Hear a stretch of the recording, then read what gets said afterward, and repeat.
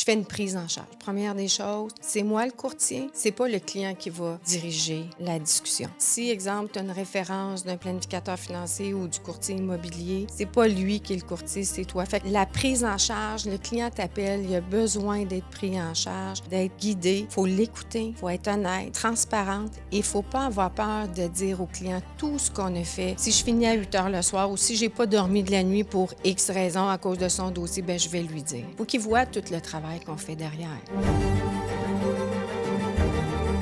C'est le repeat. Ce qui fonctionne, c'est repeat, repeat, repeat. Donc, moi, c'est lors d'une discussion avec un client, d'après moi, je répète 5 à 10 fois la différence majeure. Donc, à chaque fois que mon client entend « oui, c'est la différence », c'est sûr qu'il va penser « majeur ». Confiance, c'est pas juste sur un côté. J'ai déjà refusé un dossier que j'avais analysé, il était préautorisé pour 1 million. J'ai un courriel de mon client qui me dit « Bon, là, je suis prêt, on a tout, j'ai ma lettre de préautorisation, je te cacherai pas, je vais te challenger sur le taux. » J'ai pris quelques heures, j'ai réfléchi, j'ai envoyé un beau courriel. Je vous ai dit, la première rencontre, il faut avoir confiance, puis ça va sur les deux côtés, je suis pas une vendeuse de taux. Malheureusement, je vais fermer votre dossier. Moi, je suis plus à l'aise. Moi, j'ai plus confiance. Je me respecte. Le domaine du courtage est en constante évolution. Dans une ère technologique où le changement est presque assuré et inévitable, il faut plus que jamais rester à jour et s'adapter aux tendances innovatrices de notre domaine. Vous voulez apprendre des meilleurs courtiers hypothécaires et immobiliers du Québec? Vous voulez devenir un leader dans le courtage? Voici le podcast qu'il vous faut. Les courtiers du Québec avec Seroujane Kenishalingam. Bonjour tout le monde, j'espère que vous allez bien. Aujourd'hui, je suis super content. J'ai la chance d'être avec une vedette de chez Planiprêt, Nancy Major. Nancy a plus de 8 ans d'expérience dans le courtage. Ça fait plus de 1 an que j'essaye de la voir et elle a finalement dit oui.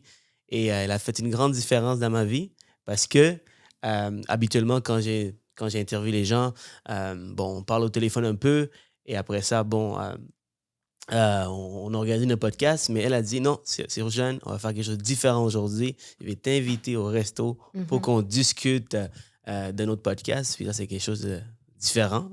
La Alors, différence majeure. La différence majeure. Nancy, il y a beaucoup de gens qui voulaient t'avoir. Non seulement tu es un des top courtiers chez Planiprêt, mais aussi tu es une femme. Et je me fais souvent dire qu'il devrait y avoir plus de femmes dans mon podcast. Donc, je suis vraiment, vraiment content de t'avoir aujourd'hui. Nancy, pour les gens qui ne te connaissent pas, qui est Nancy Major? Qui est Nancy Major? C'est un ancien contrôleur pour une firme privée. J'ai décidé de faire le grand saut. J'étais plus heureuse où est-ce que j'étais. Puis, mon planificateur financier m'avait offert, il dit, Nancy, on devrait partir une solution globale. Tu pourrais faire la comptabilité, on pourrait engager un courtier hypothécaire, etc. Et j'ai décidé d'aller voir qu'est-ce que ça mangeait en hiver, un courtier hypothécaire. Et j'ai vu qu'on ne pouvait pas vraiment engager un courtier. Donc, j'ai décidé d'aller suivre la formation. J'ai fait le grand saut. J'ai démissionné de gros poste. Je suis devenue courtier en mai 2014. La première année, la moitié d'année, j'ai fait 3,9 millions, qui est quand même super bien. Durant l'été, j'ai fait quelques rencontres chez les clients. Je me suis vite aperçue que c'était pas un modèle qui collait à moi. J'étais pas à l'aise avec ça. Quand tu te présentes chez les gens, le chat sur la table ou... Bref, puis en étant femme, c'est déjà arrivé, je me suis présentée à certains endroits que je n'étais vraiment pas à l'aise. Donc, j'ai décidé de louer mon bureau Centropolis le 1er septembre 2014. J'ai fini l'année, comme je disais, avec 3,9 millions, mais c'est pas toujours facile parce que mon premier chèque, c'est un restant de commission en 2015. Le premier chèque que j'ai eu, c'est aux alentours de 1 000 $ au mois de mars. Le téléphone ne sonne pas. Il n'y a rien qui se passe. Donc là, je me dis, oh, qu'est-ce que j'ai fait? J'ai laissé un emploi quand même assez intéressant avec des belles conditions. Donc, je me suis dit, OK, lâche prise. Donc, j'ai commencé à travailler sur mon branding de la différence majeure. Je me suis vraiment dit, OK, qu'est-ce que je vais offrir à mes clients? Quel partenaire que je peux aller développer avec eux? Mais j'ai focusé surtout sur le branding, de trouver mon nom, la différence majeure. Vous allez le voir, je le répète souvent. Donc, pour faire la différence, aller recruter des clients, puis il faut se donner encore plus si on veut que notre client parle de nous. Il ne faut jamais se faire oublier.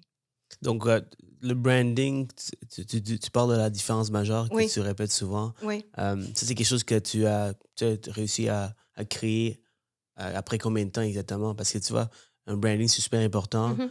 Et moi, on m'appelle Monsieur Solution. C'est quelque chose que j'ai créé au fur du temps, car j'amène des solutions pour... souvent, mes dossiers sont un peu plus difficiles. Alors, le fait de savoir que je suis Monsieur Solution, les gens ils se rappellent de ça. Donc, toi, quand est-ce que tu as commencé avec la différence majeure? Je te dirais que ça a pris une grosse année parce que j'ai commencé à travailler sur ce projet-là en 2015 parce que le téléphone ne sonnait pas. Puis, j'ai quand même un loyer, j'avais des responsabilités.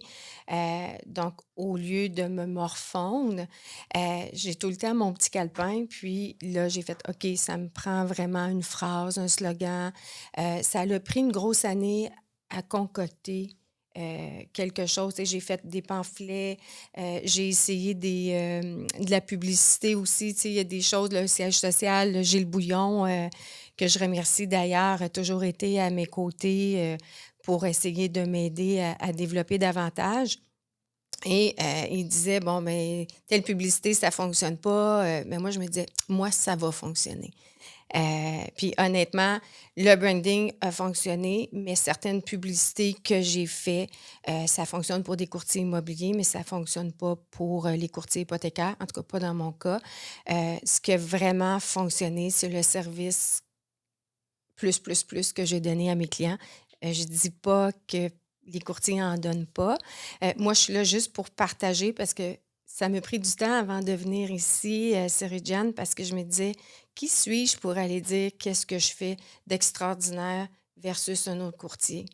Mais je me suis dit, il y a une de mes amies ce week-end qui me disait, Nancy, tu vas juste partager. Là. Mhm. Puis dans le fond, j'ai changé ma façon de voir les choses. Donc, je partage avec vous ce qui a marché pour moi. Et je te remercie, puis les courtiers te remercient, parce que j'ai hâte d'apprendre. J'ai beaucoup appris en parlant avec toi pour se préparer à notre podcast. Et j'ai déjà commencé à appliquer. Comme j'ai dit tantôt, j'étais à Dallas et je suis allé voir un Américain qui a énormément de succès aux States. Et j'ai acheté un super cadeau qu'il aime beaucoup. Alors, c'est sûr que... Et puis, après ça, il me dit, je vais l'accrocher chez moi. Donc, ça, j'ai fait une différence. T'as fait un wow. Ouais, j'ai fait un effet T'as wow. fait la différence majeure. Une différence majeure. Exactement, une différence majeure. Oui. C'est quoi l'importance d'avoir un branding? Est-ce que tu peux simplement... est-ce que tous les courtiers devraient avoir un branding ou avoir un genre de... Logo. Un logo, un synonyme ou... Je crois que oui. Oui? Pourquoi? En tout cas, moi, c'est le repeat. Ce qui fonctionne, c'est repeat. Donc, quand tu as un logo, puis qu'à chaque publicité ou si les gens font des podcasts ou que c'est toujours la même image, c'est comme les images de marque, McDo, Starbucks, ils ont leur petite branding à eux autres. Starbucks, ils t'appellent tout le temps par ton prénom. Mm-hmm. C'est leur image de marque. Je pense que c'est important. Donc, moi, c'est lors d'une discussion avec un client, d'après moi, je répète 5 à 10 fois la différence majeure. Donc, à chaque fois que mon client entend « oui, c'est la différence », c'est sûr qu'il va penser « majeur ». Donc... C'est important. Mm-hmm. Quand tu y penses, c'est vrai, McDo, I'm loving it, c'est ça que j'aime. Je me compare pas à McDo. Là. Non, bien sûr. On a t'es beaucoup plus que McDo, come on, Nancy. Nike, Just Do It. Alors, des fois, on oublie la marque, mais ce qu'ils disent derrière, c'est ça qu'on se rappelle. Puis, qu'est-ce qui est remarquable avec toi, c'est la différence majeure. En plus, ton nom de famille, c'est majeur. Exact. Alors, c'est super important. Et des fois, comme on trouve des choses, mais après ça ne fonctionne pas. Est-ce que toi aussi, il y a eu un certain progrès avant d'atterrir à la différence majeure?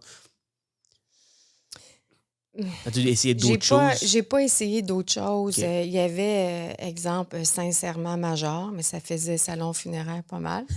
Donc, j'ai vraiment trouvé la différence majeure. J'ai pas essayé sincèrement major ou ces choses-là. Ça a vraiment cliqué quand que ça s'est apparu.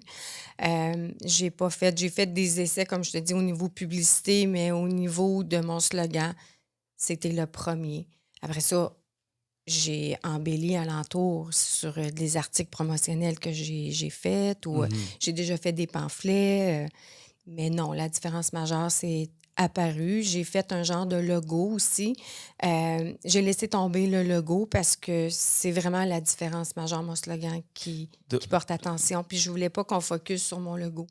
Je veux qu'on focus sur la différence majeure de Ouais. la manière c'est écrit. Ouais. Ouais, parce que tu vois, des fois, il y a le cabinet en haut de toi, puis des fois, c'est ça que les Mhm. clients se rappellent. Donc, il faut faire un peu plus pour que les gens Ouais. se souviennent de toi. Oui, Ah, parce que c'est la important. différence majeure, c'est moi. C'est pas Mhm. Planiprès. Exact, exact. Puis, de mon côté, personnellement, j'ai essayé plusieurs choses avant d'adhérer à Monsieur Solution. Puis encore là, peut-être que ça va changer. Alors, Mhm. c'est comment tu te sens, tu sais, qu'est-ce qui fonctionne pour toi. Des fois, il y a des choses qui ne fonctionnent pas au début. Comme tout le monde, votre courtier hypothécaire, c'est quelque chose que tout le monde utilise aujourd'hui. Ouais. Alors, ça, il n'y a pas une grande différence d'un courtier à l'autre. Alors, c'est ça. Donc, ne vous en faites pas si vous avez trouvé quelque chose. Finalement, ça ne fonctionne pas. Vous changez d'idée, vous On peut changez pas de tous choses. s'appeler major, malheureusement. Exact. Non, non, toi, c'est. Il faut s'appeler major, chirurgien major pour pouvoir. Pour pouvoir faire la différence, Exact. c'est John Major, oui, exact. Alors, Nancy, tu sais, tu as un gros volume chez Planiprêt. Mhm. C'est super remarquable comment tu as réussi à atteindre ce genre de volume, tout en sachant que ces volumes, tu l'atteins avec de façon directe. C'est-à-dire que la clientèle, la majorité de ta clientèle vient des références De mes d'autres clients. clients Mhm. versus un courtier immobilier, versus un conseiller financier. Ouais. Alors, comment tu as réussi à le faire? au- Peux-tu nous expliquer pour inspirer les courtiers qui écoutent? Parce que, encore là, beaucoup, beaucoup, beaucoup de courtiers qui courent vers la nouvelle clientèle, mais on oublie qu'on doit traiter, tu sais, on doit peut-être donner un service aux anciens clients qu'on a, aux clients qu'on a actuellement. Comment tu le Mhm. fais? Qu'est-ce que j'ai fait pour avoir des références? Mais je pense que tout le monde prenne soin de leurs clients, là. Je ne suis pas meilleure qu'un autre. Euh, je suis très honnête avec, je pense dès le départ, je dis les vraies choses aux clients. Je fais une prise en charge. Première des choses, c'est moi le courtier, c'est pas le client qui va diriger la discussion. Je dis souvent, parce que j'ai une équipe depuis 2017, mais je dis souvent aux courtiers dans mon équipe, c'est qui le courtier? C'est toi. C'est toi qui vas l'aider. Même pas si, exemple, tu as une référence d'un planificateur financier ou du courtier immobilier, c'est pas lui qui est le courtier, c'est toi. Fait que la prise en charge, le client t'appelle, il a besoin d'être pris en charge, d'être guidé. Il faut l'écouter, il faut être honnête, il faut être transparente et il ne faut pas avoir peur de dire au client tout ce qu'on a fait.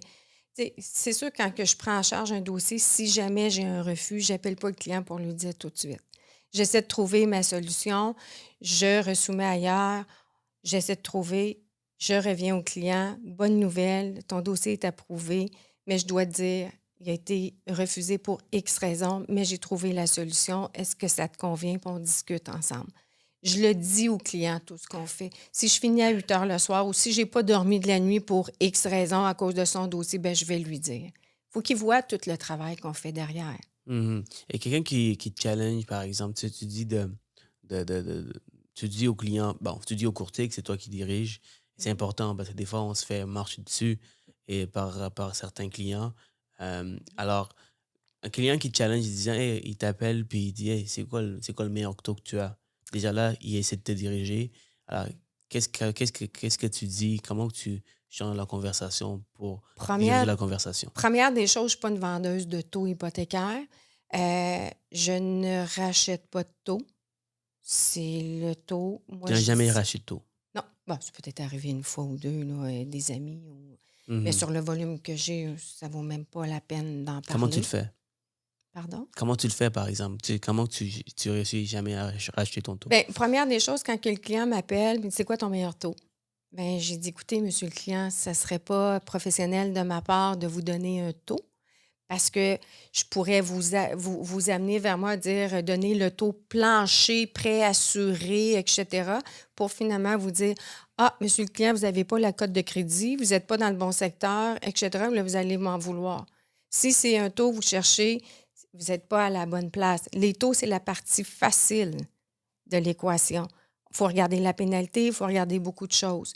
J'explique au client que je dois analyser le dossier. S'il pense que je ne suis pas la bonne personne, puis première des choses, il faut qu'il ait confiance. Hein? Puis, quand que je prends un nouveau dossier, je l'explique au monsieur ou à la monsieur, madame, euh, qu'on doit faire signer un mandat de courtage.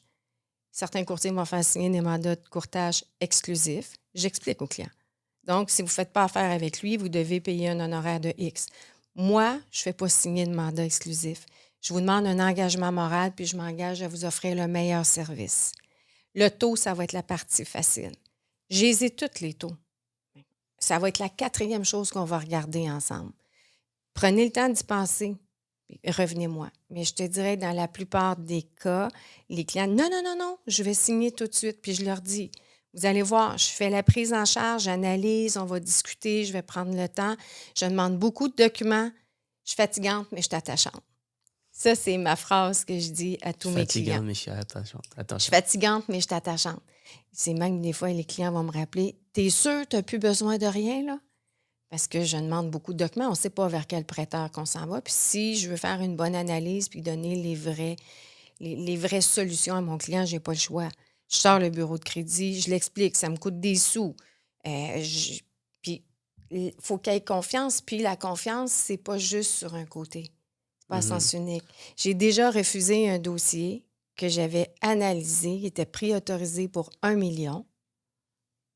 Je me lève le lendemain matin, j'ai un courriel de mon client qui me dit « Bon, là, je suis prêt, on a tout, j'ai ma lettre de préautorisation, je ne te cacherai pas, je vais te challenger sur le taux. » J'ai pris quelques heures, j'ai réfléchi, j'ai envoyé un beau courriel. « Monsieur le client, vous êtes vraiment bien parti dans la vie, vous avez 2 triplex, etc. Je vous ai dit, la première rencontre, il faut avoir confiance, puis ça va sur les 2 côtés. Je ne suis pas une vendeuse de taux. Malheureusement, je vais fermer votre dossier. Moi, je ne suis plus à l'aise. Moi, j'ai plus confiance. Je me respecte. Wow. Le client, non, non, c'est pas ça que je voulais dire. Non, c'est fini.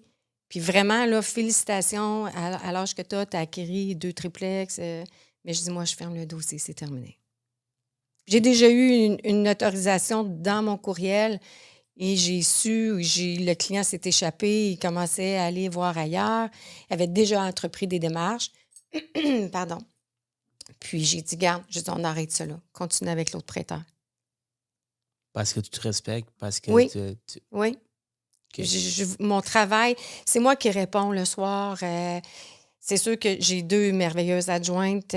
Tout le service que j'offre, c'est... Moi, à 31 millions, j'ai décidé d'engager une adjointe. Pour offrir un service encore plus wow, pour qu'on me réfère, on continue à me référer. Donc, voilà, c'est ça. Il faut se respecter. Non, absolument. Même chose pour moi. C'est plus tu prends de l'expérience, plus tu côtoies du monde qui ont du gros succès dans l'industrie. C'est tous du monde qui respecte, qui se respecte. Ouais. Puis, ils demandent aux clients de nous faire confiance. On demande aux clients de nous faire confiance. Puis, tu sais, les bons courtiers, ben, c'est du monde qui font vraiment le travail, qui sont disponibles à la journée, en soirée, pour répondre. Donc, si le client, il ne voit pas la valeur ajoutée puis il regarde ailleurs, pourquoi tu veux prendre plus de ton temps pour... Exact. Puis, tu sais, il faut aller plus loin en tant que courtier, je trouve. Je me dis pas le docteur de l'hypothèque, là, mais... ça peut être un slogan pour certains, docteur de l'hypothèque. Bon, t'es un docteur de l'hypothèque, hein, voilà. Vous m'enverrez un chèque. Non, mais tu sais, comme mes clients, je fais pas juste faire l'hypothèque. J'essaie de dire, bon, ben, êtes-vous marié? L'impact du régime matrimonial, le testament. faut tout expliquer. L'assurance vie, le notaire, faire un suivi, y a-t-il un rendez-vous avec le notaire? Même avec tout ce qu'on vit présentement avec la hausse du taux de la Banque du Canada, j'ai monopolisé mon adjointe, ma belle Sylviane, qui a rappelé au printemps mes clients qui étaient à taux variable. Êtes-vous toujours confortable avec votre produit? Est-ce que c'est correct? On a pris le temps. Si on parle d'argent, non, c'était pas payant, mais pour moi, c'est payant parce que je dors mieux. On a rappelé tout le monde. J'ai écrit un courriel personnellement à tous mes clients au mois de septembre parce que je le voyais, on le voyait, j'ai à cœur.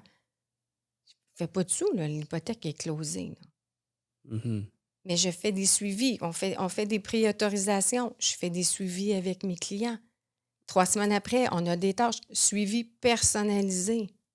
Quand tu dis personnalisé, tu appelles les clients ou tes On adjoints envoie un l'appellent? courriel. OK. Non, on envoie un petit courriel, mais c'est pas automatique. Mhm. On a pris le temps. Et chaque courriel, quand ils répondent, je réponds. Parfois, je me lève le matin et je regarde, parce qu'on a un tableau, parce qu'on est super technologie chez Planiprêt. Merci, Agile. Je regarde, si je vois que c'est la fête à Cyrus-Jeanne, bon, j'envoie un petit texto. C'est toutes ces petites choses-là qui font la différence majeure. La différence majeure, encore une fois. Oui. Tu sais, quand tu parles de différence majeure, on va parler beaucoup de ça parce que c'est ça qui m'a marqué le plus, c'est-à-dire au-delà de tout le service que tu donnes au courtier. Mhm. Une des choses que tu fais aux clients, c'est de leur remercier avec un super, super sac de cadeaux. Oui. Euh, Peux-tu nous dire un peu plus pourquoi tu le fais? C'est quoi exactement que tu fais? Puis on va même montrer un, parce que Nancy m'a donné un cadeau aujourd'hui, quand il est rentré, qu'on va montrer. Voilà le petit cadeau, le grand cadeau même. Merci Nancy. Comme vous voyez, la différence majeure avec Oui. son nom, courtier hypothécaire. Oui. Alors, qu'est-ce que tu as dedans? On va pas commencer à sortir tout ce qu'on a Non, non, ici, non. mais Ben, puis c'est les caprices du roi aussi. C'est mon livreur. Il y a même son manteau que l'équipe de la différence majeure. Puis il fait la OK. livraison. Oui, oui. T'es allé en ligne, là. Parce qu'après chaque transaction, c'est sûr que si la transaction est dans le Grand Montréal, là, si j'ai une transaction en Québec ou en Abitibi, je n'irai pas faire livrer ça. Mais après chaque transaction, mes clients vont recevoir un sac cadeau. Il y a des choses, un calepin, un crayon, ça peut être des tasses. Bref, je fais faire des choses à chaque année. Et les caprices du roi, je lui dis de mettre des produits du Québec. Ça peut être des pâtés, du sirop d'érable, dépendamment de la saison. Donc, plein de choses, mais ça fait toute la différence quand que le client reçoit ça livré avec une carte que je prends le temps. Toutes mes cartes sont écrites à la main, un petit mot personnalisé à mes clients. Wow. Et c'est C'est quoi moi. c'est quoi la réception des clients? Les Quand... clients adorent. Ouais. Les clients vont plus... dès le départ, je me suis rendu compte que les clients... Parce qu'avant, je rencontrais mes clients à mon bureau, mais je rencontre pas tous mes clients naturellement. Puis surtout depuis la pandémie, là, j'en rencontre pas vraiment. Mais le client venait à mon bureau, je lui offrais un calepin avec un crayon. Mon Dieu, c'était comme si... il se souvenait plus de mon calepin que si j'avais racheté du taux. J'ai même des clients qui sont revenus. J'ai encore ton calepin, là, Nancy, où ils m'ont rappelé. J'ai encore ton calepin, mais il achève. J'ai compris le message, j'en donne un autre. Mais ça reste. Les Vraiment. clients aiment ça. Et puis, j'ai essayé moi aussi. Quand j'ai fait l'entrevue avec Ariel, Ariel, elle m'a donné un super beau cadeau. Puis, j'ai trouvé que c'était une super belle idée. J'ai commencé à faire ça avec certains de mes clients. Oui. Puis, effectivement, il y en a que je leur demande de prendre une photo, étant donné que c'est pas moi qui livre le cadeau. Alors, je demande au livreur de prendre une photo avec les clients. Puis, il y en a beaucoup qui disent, OK, let's go. Oui. On le fait. Puis, je mets des fois dans mes réseaux sociaux. Où, je monte à mon équipe. Alors, vraiment, ça fait vraiment une différence. Et ça Ça coûte fait la beaucoup moins différence cher. majeure. Voilà la différence. À la fin de la journée, là, tous les courtiers leur slogan va être la différence majeure. Oui, Tout simplement. Alors, ce que j'allais dire, c'est que ça coûte beaucoup moins cher que, par exemple, payer un courtier immobilier, payer des conseils financiers. Donc, si vous recevez un client direct et vous investissez sur ce client en achetant quelque chose, en faisant quelque chose, c'est sûr que ça coûte pas cher. Là. Ça coûte Mais pas non, cher. il y a des retombées, Il y a c'est beaucoup de retombées. Donc, mais d'offrir un petit présent à quelqu'un, je pense que c'est toujours, ça fait toujours plaisir. Exemple, quand j'ai commencé comme courtier en mai 2014, euh, en décembre, je suis allée livrer un cadeau à tous mes partenaires, les banques. Je suis allée leur donc, mener une boîte de chocolat ou une petite bouteille de vin pour les remercier. Je faisais pas beaucoup de volume, mais je voulais me faire connaître, je voulais faire la différence majeure.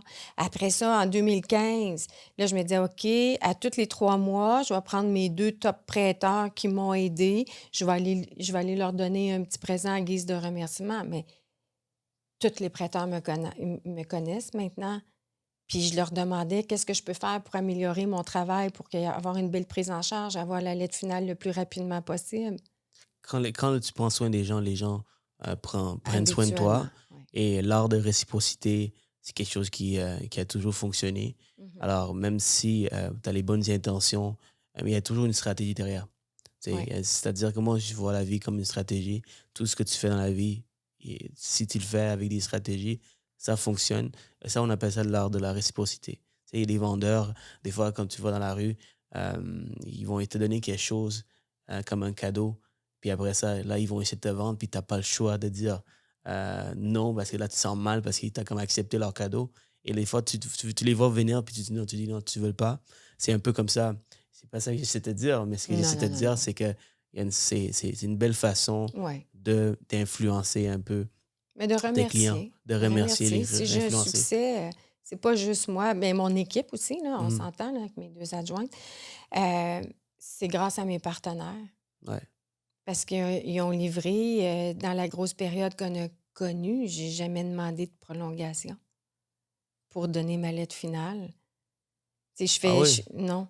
Je fais des suivis, puis tu sais, avec mes prêteurs, je m'informe, est-ce que c'est correct, qu'est-ce que je peux faire pour améliorer. Je fais 3 brainstorming avec mes adjointes par année. Là, je m'en vais au Club Excellence du 6 au 10. Le 11, je prends l'avion avec mes 2 adjointes, on s'en va en Floride. Qu'est-ce qu'on peut faire pour améliorer le service avec notre client, les prêteurs? J'ai envie d'être dans ton équipe. Bien, viens-t'en. Alors, ah oui, tu fais ça, toi. Donc, Oui, vous allez en voyage, c'est juste avec tes adjoints, puis oui, vous allez faire un brainstorming. oui. Qu'est-ce qu'on Ah, peut faire? Qu'est-ce qu'on peut faire? Tu sais, les prochaines tu années, vas je profiter quand pense, même un peu, bien sûr. ben, un petit peu. Mais les prochaines années, je pense qu'ils vont être difficiles avec la hausse des taux, Ouais. la récession, etc. Donc, je pense qu'il va falloir être présente. Tu sais, déjà, avec la hausse des taux, je m'inquiétais, mais je me disais, OK, quelle solution que je peux offrir à mes clients s'ils m'appellent, qui sont peu à l'aise, qui sont plus capables d'arriver? Il faut trouver un plan B. Donc, c'est ça qu'il faut discuter. Puis, aussi, je pense que les courtiers immobiliers, je dis bien je pense qu'il y aurait tout avantage à s'entourer d'un bon courtier hypothécaire pour trouver les solutions pour les prochains acheteurs. Parce que c'est pas évident, là, tout ce qu'on vit, le taux de calibre, comme tout le monde doit le savoir, la qualification diffère d'un prêteur à l'autre. Les appétits diffèrent de la période. Des fois, une banque X va avoir de l'appétit, l'autre va en avoir moins. Donc, c'est important de. Puis, un courtier, bien, les courtiers immobiliers le savent, mais un courtier hypothécaire, on analyse le dossier, on sait où est-ce que le dossier va se qualifier. Et je pense qu'il va y avoir des dossiers qui vont être peut-être plus sujets à s'en aller vers un prêteur alternatif. Comme tu sais, je preach en anglais, ça veut dire je suis un ambassadeur du courtage hypothécaire et j'adore ce que tu viens de me dire ici. J'aimerais ça que tu répètes, s'il te plaît. Les courtiers hypothécaires, c'est plus que jamais, on a besoin des courtiers hypothécaires. Les courtiers immobiliers, Je on a pense. besoin des courtiers hypothécaires. Je pense. Ouais. Et la raison pourquoi, c'est parce que tu sais, de plus en plus les dossiers vont devenir difficiles. Alors, de Oui. prendre le dossier d'une banque et envoyer à une autre banque si jamais le dossier ne fonctionne pas, les solutions alternatives, les solutions Exact. privées. Quand un bon courtier n'est pas capable de faire le dossier, malheureusement, il n'y a souvent pas de solution pour le client. Mhm. Alors, tu perds beaucoup moins de temps quand tu envoies un courtier hypothécaire versus un spécialiste. Il y a beaucoup de spécialistes qui nous écoutent. J'ai rien contre vous, les spécialistes, je vous adore, même, sauf que j'ai beaucoup d'amis spécialistes, mais vous devez faire le saut vers le courtage hypothécaire, c'est clair. Mhm. Qu'est-ce que t'en penses?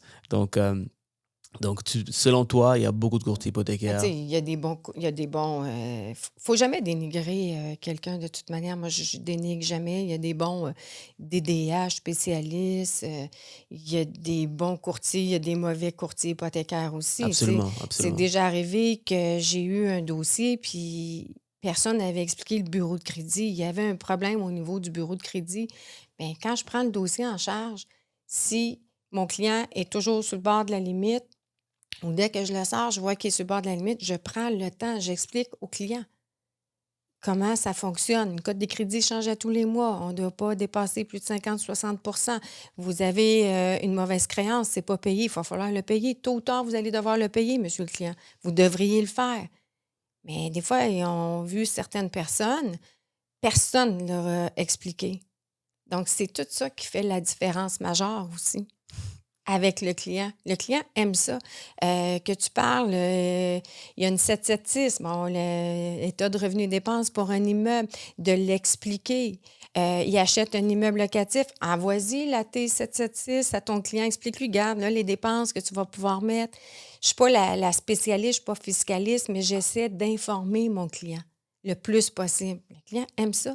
La prise en charge, d'expliquer, souvent, j'essaie aussi, tu sais, comme là, présentement, les taux d'intérêt sont élevés. Mhm. C'est pas... Oui, c'est dramatique pour certains qui ont pris le taux variable. Je suis entièrement d'accord. On vit une situation, on est dans une tempête. Mais j'explique aux clients, tu étais prêt à faire une surenchère de 100-150 000. Ton taux d'intérêt, il est plus élevé, mais tu ne fais pas de surenchère. On commence à avoir certaines négociations. Au bout de la ligne, ton paiement va quasiment être le même. C'est vrai. C'est vrai, j'ai fait le Fait que calcul tantôt. tu fais réfléchir le client. Il prend la décision, mais je lui fais voir autre chose. C'est ça la différence majeure. Alors gars, je vais prendre un petit moment de votre temps pour parler de ma formation sur la création de contenu. Avec le marché qui change, avec les hausses de taux, c'est plus que jamais important de s'adapter et d'être le plus visible possible sur les réseaux sociaux. C'est la raison pourquoi j'ai créé cette formation afin de vous aider à tout vous apprendre sur comment créer du bon contenu, comment vous vendre à travers les vidéos. C'est une formation de 2 jours, une fin de semaine complète où je vous apprends sur comment vous vendre à travers les vidéos. On vous apprend où trouver les inspirations, comment vous scripter vos vidéos pour vous vendre efficacement, quel genre de matériaux vous avez besoin pour faire des vidéos de qualité et plus encore. Je prends seulement 10 personnes, des courtiers immobiliers comme des courtiers hypothécaires, et on va passer une fin de semaine ensemble où je vous apprends le tout. Seulement 10 personnes. Donc, premier arrivé, premier servi pour ma première formation. Et le meilleur pour la fin, on vous fournit vos 6 premières vidéos pour que vous puissiez poster sur vos réseaux sociaux afin de commencer l'année 2023 en force. N'hésitez pas à m'écrire si vous êtes intéressé. Parlant de suivi avec les courtiers. Mhm. Donc, quand tu as un client devant toi et il travaille déjà avec un courtier immobilier, qu'est-ce que tu fais exactement pour faire une différence majeure? Quand je reçois la promesse d'achat, on se présente au courtier immobilier et on lui dit que si jamais il y avait des questions, il y avait quelque chose, voici nos coordonnées. Et on fait des suivis avec nos clients et on fait des suivis aussi avec le courtier immobilier. Donc, souvent, le courtier immobilier, wow, j'ai jamais vu ça. Parce qu'il y en a qui ne font pas de suivi, ils sont laissés dans le néant, mais nous, on le fait. On dit, bon, mais le dossier a été pris en charge, nous allons soumettre le dossier d'ici 24 heures. Et on informe également notre client tout au long du processus. Vous allez avoir, puis souvent, on ne dit pas vous allez avoir des nouvelles de demain matin, là, parce que c'est énervant faire l'acquisition d'une... Même si tu as une préautorisation, puis on leur a mentionné, vous êtes préautorisé pour X, parce que quand je donne une préautorisation, le dossier est analysé, le bureau de crédit est sorti, mais il y a toujours un moment d'énervement. Donc, c'est important d'être là et de donner, de dire, bon, bien, les prochaines étapes vont être ça. Même chez le notaire, il faut faire des suivis tout le temps, et il faut en faire aussi avec les références ou les partenaires qui sont avec notre client par respect. Donc, le courtier immobilier devient important à faire des suivis aussi. D'où tu ne demandes pas de prolongation parce Exact. que tout le monde est au courant depuis le début. Exact. Et, La prise en charge est instantanée. Est-ce que c'est toi qui le fais, la prise en charge, ou c'est pour plus tes Bien, quand adjoints? on a une courtier, tout dépend. J'ai Mégane, qui est mon adjointe /courtier. elle a ses permis. On va faire la préautorisation, mais la promesse d'achat peut rentrer dans mon courriel ou peut se rendre aussi à Mégane. Donc, elle va faire la prise en charge, une mise à jour des documents, parce que si on a fait la préautorisation il y a quelques mois, ben ça prend un nouveau talon de paye ou... Mhm. Parlant des banques, right? Donc on a beaucoup de choix de banques. Mhm. Une des questions que je me fais souvent poser par les courtiers, c'est de parler plus des banques. Étant courtier hypothécaire, on travaille avec plusieurs banques, donc on n'a Oui. pas un favori. Mais par contre, il y a certains produits qui peuvent être super intéressants plus qu'une autre. Qu'est-ce qui fait une différence pour toi? Comme quel genre de produit dans une banque qui dit, OK, celui-là, ça fait vraiment une différence pour peut-être enseigner un peu les courtiers des produits nouveaux qui existent, qu'on entend moins parler ou qu'on devrait tous savoir? Et moi, c'est une bonne question Ouais. parce que c'est ainsi, là, c'est les banques qui qualifient sur 30 ans. Là. Ouais. On s'entend parce que le taux de qualification est rendu très élevé. Mais chaque banque, comme je dis, hein, moi, tous mes partenaires sont super importants. Puis, des fois, il y en a ils vont être plus sévères ou à ce moment-là, moi, je dis, bon, on va les mettre sur pause. Je dénigre jamais un partenaire. Fait que chaque banque a leurs critères, honnêtement. Présentement, je fais beaucoup de constructions neuves avec, ils achètent le terrain, mes clients achètent le terrain, ils font des constructions neuves. Donc, on a une banque qui est super à ce niveau-là. J'ai d'autres prêteurs que le ratio d'endettement permis est plus élevé, permettent de qualifier sur 30 ans, naturellement, sont même 20 de mise de fonds. Donc, chaque banque a leur créneau, je te dirais. Je vois. Et en cette période-ci, Mhm. je peux dire qu'on utilise beaucoup, beaucoup de prêteurs en ce moment. Tu sais, Ouais. parfois, il y en a qui vont travailler avec 2, 3 prêteurs, mais c'est ainsi, c'est plus large, là. On utilise beaucoup parce que chaque dossier est différent. Donc, si je devais te poser la question pour une nouvelle construction, Oui. c'est quoi, quelle banque? Pour une nouvelle construction, comme c'est ainsi, c'est Desjardins. Desjardins, on peut financer le terrain. Si la construction est dans la même année, le terrain peut être financé à 100 OK. si c'est dans la même année qu'on se construit naturellement. Donc, ce financement à 100%. Oui. Donc, Donc, excuse-moi. peux-tu élaborer plus? Ça veut dire, qu'est-ce que ça veut dire? Tu n'as pas besoin de 5% de mise de fonds pour... Non. Si le client, toi, tu veux t'acheter un terrain et tu prévois, tu dis, OK, je vais construire au mois d'avril, mai, juin. Tu construis dans la même année, en l'intérieur d'un an, je peux faire ton financement à 100 pour Wow. le terrain. Ben voilà. Sinon, c'est 20 de mise de fonds. Fait que c'est ainsi, on dirait que tout le monde est parti là-dessus. Les gens avaient de la misère à avoir accès à la propriété. Donc, ils se sont tous tournés pour faire un achat de terrain, puis se faire construire avec un entrepreneur. Naturellement, on ne fait pas d'autoconstruction, mais si la construction est faite avec un entrepreneur à 51 puis on a la garantie de maison neuve, nous, on peut faire le dossier sans problème. C'est ainsi, j'en ai On apprend quelque chose de nouveau. C'est pour les courtiers qui ne savaient pas que ça existait du financement à 100%.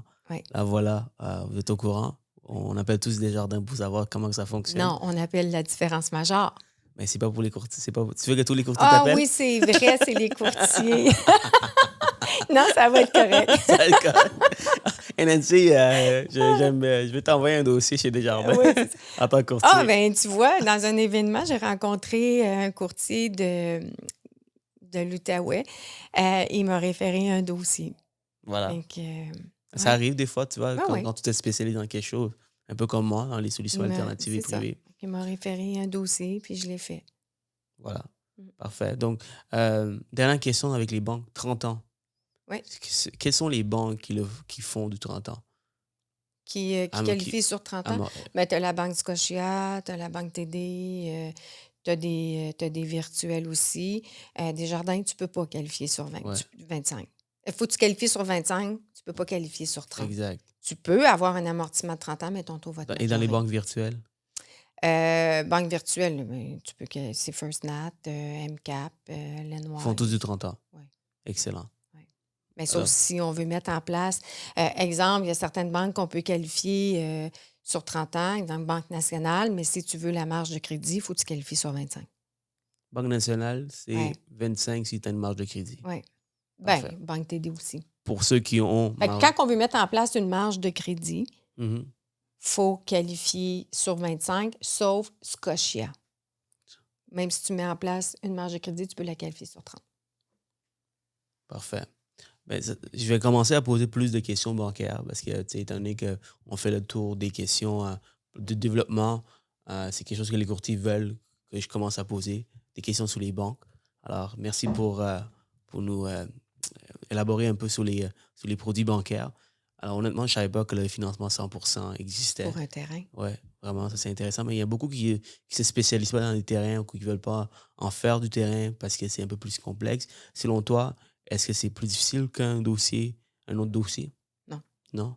Non. Pas mal pareil. C'est pareil. On a les taux résidentiels, les braquettes. C'est pareil. Mhm. Tu sais, c'est sûr Ta que... rémunération, est-ce qu'elle est plus tard ou avant? Ou... Non, on achète le terrain, puis on passe chez le notaire, puis on est payé, Sur le terrain? je sais pas si c'est 3 semaines ou un mois après, là. Mais est-ce que c'était payé pour le terrain uniquement ou le financement complet? Bien, si j'achète le terrain, la première transaction, c'est le terrain, je vais être payé juste sur le terrain. Mhm. Puis après ça, si je fais la construction, je suis payé pour la construction. Voilà. Et tu es payé à la fin? À la fin. À la fin, quand... Bien, première des choses, si on fait, comme là, j'en ai comme plusieurs, bon, bien, il va y avoir des déboursés progressifs. Ça, c'est un choix de la succursale.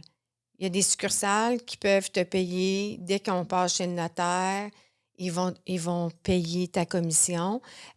Puis, il y a d'autres succursales qui vont attendre la fin du projet. OK. Ça dépend. Donc, ça dépend des succursales. Exact. Parfait.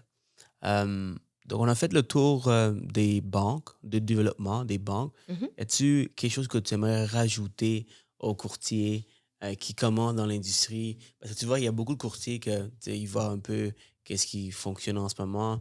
Les courtiers qui font des vidéos, il y en a qui font du gros volume la première année, mais c'est pas comme ça tout le temps. Avec le Non. marché qui change, avec les Ouais. hausses des taux d'intérêt, ça va être de plus en plus difficile. Alors, qu'est-ce Ouais. qu'on peut faire pour ne pas abandonner, pour continuer? Parce qu'il y en a beaucoup qui ont de la misère en ce moment. Et qu'est-ce que tu as à leur dire pour rester, de ne pas abandonner?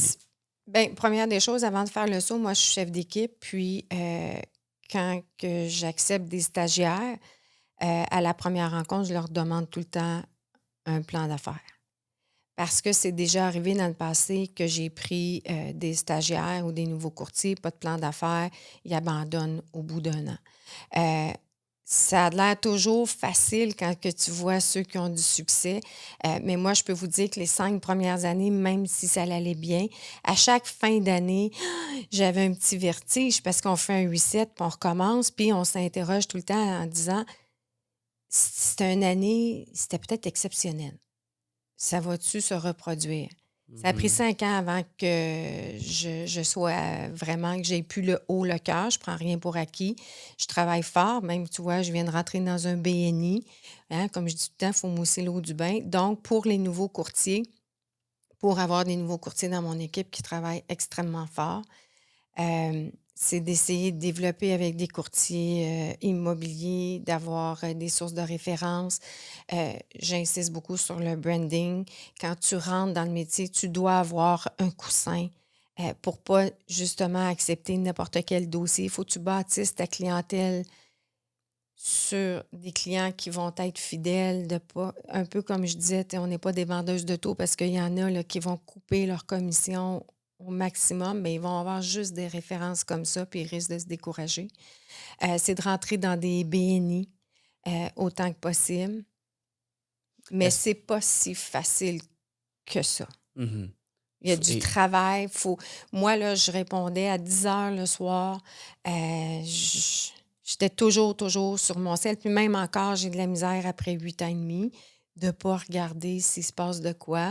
Parce que si le client t'appelle la fin de semaine ou qu'il t'envoie un courriel, il est sur le point de faire une offre d'achat, tu ne peux pas le laisser. En tout cas, moi, c'est de même que je travaille. Il y en a qui vont dire non, moi, ça ferme le vendredi, je ne suis pas capable. J'ai vraiment de la misère. Et j'ai deux superbes adjointes aussi qu'on se relaie, on vérifie, ils ont tous à cœur. C'est comme si c'était leur business. Mais c'est du travail. Du travail. C'est beaucoup de travail. Je pense que les réseaux sociaux pour les jeunes, ça fonctionne beaucoup. Quelque chose que tu vas faire bientôt aussi. Ah ben, étant donné que je suis très jeune, je vais commencer à faire des podcasts. Why not? C'est une des raisons pourquoi tu es là, right? Donc, Oui, voir oui, si c'est tu ça. aimes Je vais ça. commencer. À tous les jours, je vais en faire un petit podcast. Mais c'est BNI, courtier immobilier. Tu peux aller voir un comptable. Tu as besoin. J'ai pas fait beaucoup d'entourage. Oh, Oups, j'ai le micro, pardon. ouais. OK. J'ai pas fait beaucoup d'entourage quand j'ai commencé la famille, là. Non, tu l'as C'est pas pas fait. de là que j'ai eu mes références. Pas du tout. Que j'ai commencé, là. C'était vraiment du bouche à oreille, puis j'ai mon planificateur financier qui m'a fait quelques références, puis ça a commencé. Mhm. Parlant de 90%, c'est direct, Oui, 10% c'est des références, j'imagine. Dans les 10%, il doit sûrement avoir des courtiers immobiliers. T'en as-tu beaucoup? Et est-ce que tu as-tu une méthode de rétribution, référencement avec les courtiers? je donne pas beaucoup, là. OK? D'ailleurs, le courtier immobilier, Maxime Baudouin, on s'est rencontrés sur une transaction. C'était mes clients qui m'avaient été référés par un comptable. Euh, et j'ai appelé Maxime pour me présenter parce qu'il faisait une offre d'achat sur sa propriété à lui. Et Maxime m'a fait Wow, j'ai jamais vu ça. Et on est devenus même amis. Il n'est pas très avare. Maxime, c'est un courtier qui pense d'abord et avant tout à ses clients. Euh, il me réfère, puis je donne un petit pourcentage de rétribution. Mais c'est pas 40, puis c'est pas 50. Et qu'est-ce que tu en penses de donner 40-50%? Honnêtement, je pense que pour un courtier qui commence, puis même un courtier, tu sais, qui sait, peut-être qu'un jour, je vais donner ça, là, on ne sait jamais. Je pense que ça peut être bien parce que ça fait un peu ta publicité, ça démarre ta roue. Exemple, Ariel, qui est une des premières dans mon équipe, elle avait une source de référence, puis elle donnait quasiment sa paye. Là, Au début, au j'imagine, right? début, la référence gagnait plus qu'Ariel. Mais ça l'a fait démarrer sa roue. Puis maintenant, Ariel, elle a pas mal de directs. Donc, au début, je pense que ça vaut la peine de se faire connaître. Même à un moment donné, le courtier immobilier ou le conseiller financier peuvent avoir une solution globale ensemble, puis ils vont prendre une entente, puis mais avant de se faire connaître, puis que le courtier immobilier voit la plus-value de faire affaire avec le courtier hypothécaire ou le représentant, l'assurance vie. Ou Mhm. je pense que c'est Si tu as intéressant. l'intention, au début, si tu veux l'utiliser comme une stratégie, je pense que ça peut être intéressant Oui, si tu es capable d'aller chercher d'autres clients à travers ça. exact. Mais garder ça une carrière, je pense que j'ai une opinion assez forte là-dessus. Quand tu donnes 40-50% de ta commission pour une simple référence, puis par la suite, tu travailles le dossier, mettons que tu as un autre dossier où tu reçois la pleine commission, c'est forte chance que tu vas mettre plus ton effort de l'autre côté. Alors, pour un courtier immobilier qui demande 40-50% à des courtiers, sachez que ça vient avec. Euh, Qu'est-ce que tu en penses? je suis pas d'accord avec toi. Oh, let's go. Je suis pas d'accord Challenge-moi. avec toi parce que ça revient un peu à, je sais pas, je l'ai mentionné, mais je ne fais aucune différence que ce soit un financement à 90 000 ou une demande à 3 millions. Je ne fais pas de différence. Si le courtier hypothécaire décide de faire un partage de commission de 50 de sa commission au courtier immobilier et qu'il y a un direct qui rentre à côté, il a pris la décision de partager sa commission, il doit rendre le même service, même s'il y a un direct à côté. C'est son nom, c'est sa réputation. Et ce client-là, peut-être qu'il va y référer du monde, puis ça va devenir du direct. Tu ne dois pas faire la différence. Tout à fait d'accord avec C'est toi. le problème du courtier. Bien, le problème. C'est pas un problème, mais c'est la décision du courtier hypothécaire de partager. Le client ne doit pas en subir les conséquences. Je comprends. Et je suis tout à fait d'accord avec toi, sauf que ça joue psychologiquement, malheureusement, pour certains courtiers. Alors, c'est juste que si, Sûrement. ouais, alors si tu veux pas ce genre de situation. Puis je veux pas non plus que ça devienne quelque chose de norme. Tu sais, Non. de l'Ouest canadien, On est les seuls au Québec qui on est les seuls au partagent. Québec. Oui. Donc, est-ce qu'on enlève complètement? On fait déjà ça. Mais je Donc, trouve que 50 je trouve que c'est beaucoup, honnêtement, parce que un courtier va travailler fort, en fait beaucoup, fait des suivis, fait, tu sais, c'est même beaucoup de le travail. notaire. Si Nous, on c'est- appelle après le notaire. Tu sais. Si c'est 50%, ben, je m'attends que l'autre courtier me donne 50% de l'autre côté. Comme ça, c'est fair. Puis Ouais. là, c'est là le débat va commencer. Mm. Ah, mais tu sais, je fais plein de visites, et ça me coûte cher, ça me Ouais. coûte le gaz et tout. Ben, Ouais. nous aussi. Mhm. J'ai un adjoint à payer, Ouais. j'ai mon comptable à payer, j'ai Ouais. mon gaz à payer pour se déplacer au bureau, Ouais. j'ai tous les systèmes que je dois payer. Donc, ça nous coûte cher. Donc, je suis pas en train de dire qu'il faut pas donner des référencements au courtier. Je veux pas que vous venez contre moi. Hi! Mais c'est en fait, je supporte les courtiers, je fais des entrevues avec les courtiers. Ouais. C'est un podcast pour les courtiers Oui. immobiliers, hypothécaires. Ouais. Juste qu'on doit être fair.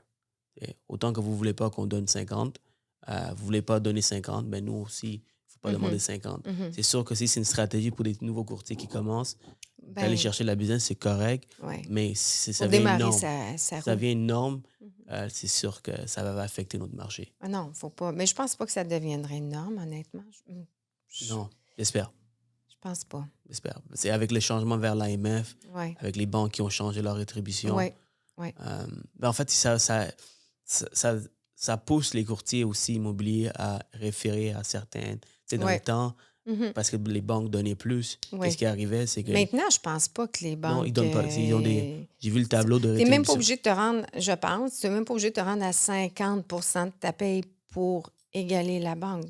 Fait que c'est quoi la valeur? Non, t'es la moyenne, c'est genre, t'as 20 à 30 tu donnes l'équivalent de ce que la banque te donne. Exact. Tandis qu'avant, qu'est-ce qui arrivait, Mais c'est non, qu'ils donnaient c'est- 50 Exact. Et devine quoi? On avait moins de part de marché, Ouais. étant donné que les courtiers, bon, ils poussaient vers Mhm. qui est bien normal. Donc, je suis content qu'il y ait eu ce changement pour Ouais. nous aider aussi. Ouais.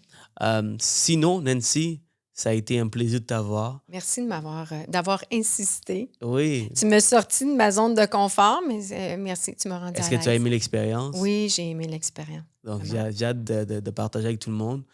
Pour les courtiers qui veulent rejoindre une équipe, est-ce que c'est quelque chose que tu regardes en ce moment pour grandir ton équipe?